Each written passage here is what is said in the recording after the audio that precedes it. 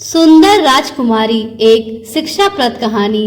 बहुत समय पहले की बात है। प्रतापगढ़ नाम का एक राज था। राजा शेर सिंह वहां का राजा था। राजा शेर सिंह के 3 पुत्र और एक पुत्री थी। एक अकेली राजकुमारी होने के नाते वह अपने पिता राजा शेर सिंह और राजकुमारों की प्रिय थी। राजकुमारी बहुत सुंदर थी। राजकुमारी को अपने सुंदर होने पर काफी गर्व था, जो समय के साथ घमंड में बदलता जा रहा था। राजकुमारी को अपनी प्रशंसा सुनना बहुत पसंद आता था। अक्सर वो अपनी सेविकाओं और दासियों से अपनी सुंदरता के बारे में पूछती और बदले में सब उसकी सुंदरता की खूब बढ़ चढ़ के प्रशंसा किया करते। एक बार राजकुमारी ने दूसरे राज्य से उसके राज्य में आई स्त्रियों से पूछा कि क्या उन्होंने किसी और राज्य में मुझसे ज्यादा सुंदर स्त्री कहीं देखा है। वह स्त्रियां इस बात को भली भांति जानती थीं कि राजकुमारी को अपनी प्रशंसा सुनना कितना अच्छा लगता है। हालांकि राजकुमारी सच में देखने में सुंदर थी, लेकिन इन स्त्रियों ने उन्हें खुश करने के लिए उनकी कुछ ज्यादा ही प्रशंसा कर दी। उन स्त्रियों ने कहा कि उन्होंने अपने राज्य में तो क्या, किसी भी राज्य में उनके जितना ज्यादा सुंदर राजकुमारी कभी नहीं देखा।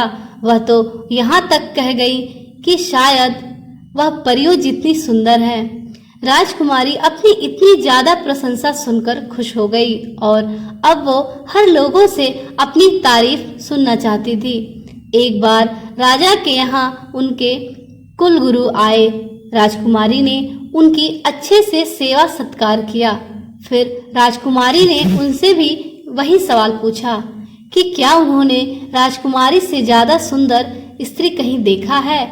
कुलगुरु राजकुमारी से कहा कि हाँ, उन्होंने कल उनसे भी ज्यादा सुंदर स्त्री को देखा है। सभी कुलगुरु की बात सुनकर हैरान थे। राजकुमारी ने कुलगुरु से पूछा, कौन है वो स्त्री। कुलगुरु ने कहा, कल मैंने जब आपको देखा था तब आप अब से ज्यादा सुंदर थी। कुलगुरु की बात सुनकर सभी दंग थे। राजकुमारी ने अपने दासियों से पूछा कि क्या वो अभी कल से कम सुंदर नजर आ रही हैं। दासियों ने कहा, उन्हें तो वो उतनी ही सुंदर दिख रही हैं। राजकुमारी ने कुलगुरु से पूछा, जब सभी को कोई फर्क नजर नहीं आ रहा तो भला आप ऐसा क्यों कह रहे हैं।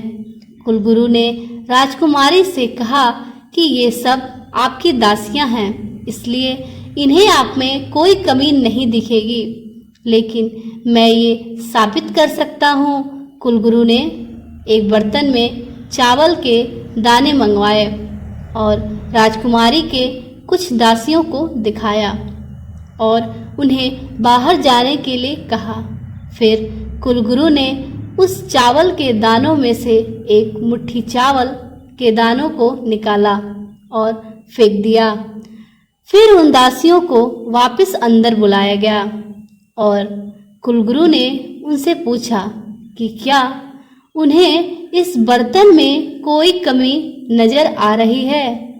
सभी दासियों ने ठीक से निरीक्षण किया और बोली कि उन्हें इस बर्तन में कोई कमी नजर नहीं आ रही। इस प्रयोग ने राजकुमारी की आंखें खोल दी।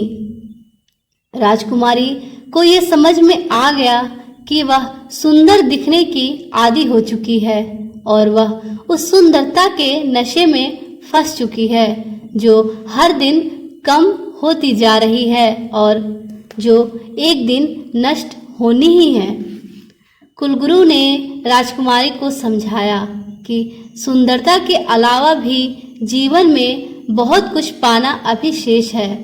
उस दिन के बाद राजकुमारी ने ना कभी अपने आप को देखा और ना ही किसी से अपनी सुंदरता के बारे में पूछा। अपने कुलगुरु से आशीर्वाद लेकर राजकुमारी फिर अध्यात्म की राह पे आगे निकल पड़ी। इस कहानी से हमें यह सीख मिलती है कि हमारी असली सुंदरता हमारे अच्छे कर्म हैं।